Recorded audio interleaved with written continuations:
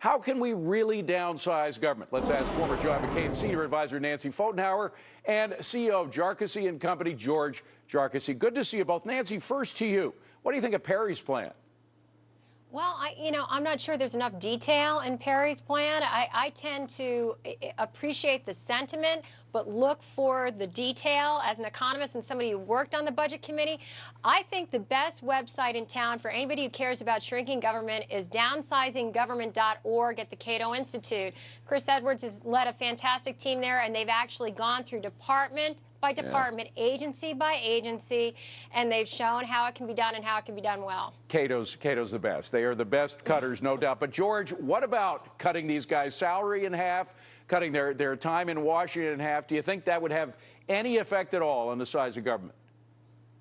Yes, I actually do. I think that that extra time off would give them time to ponder and to prepare for their next time in session. That's how Texas run. Every other year, Texas legislatures meet for 140 days. They get paid $28,000 per year, and Texas is the 13th largest economy in the world.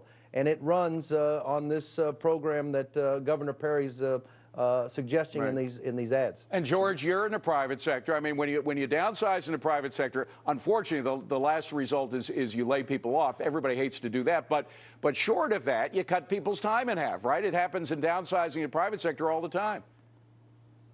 Well, we've got a number of problems. One issue with this is the constant campaigning.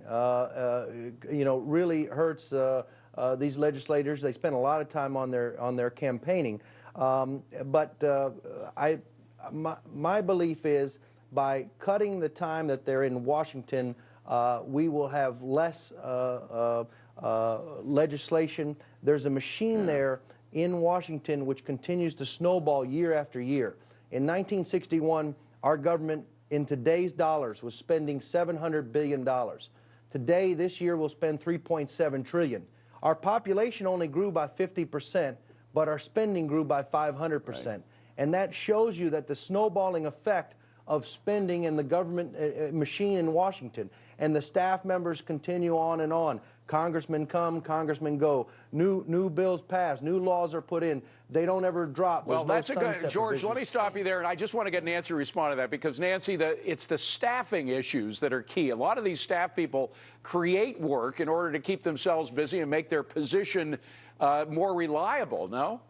Absolutely. It's a bureaucratic imperative. Washington, D.C. is the only place where if you fail, your budget gets larger and your staff gets bigger.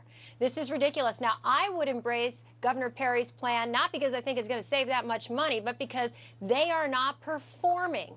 They have, you have the U.S. Senate that has not passed a budget in almost 3 years. It's ridiculous. We've gone from omnibuses and CRs to megabuses. The American people know there is no good bus that comes from Washington, D.C. So I'd say let them feel the effects of failure. If they can't produce, their budget gets slashed. If they can't do the work, they lose people. Nancy, one last question for you, because it's going to be tough. If anybody's serious about cutting the government, they are going to be called all kinds of names. They are going to have a real thick backbone in order to get through this. Do you see any of the candidates with that kind of backbone, Nancy?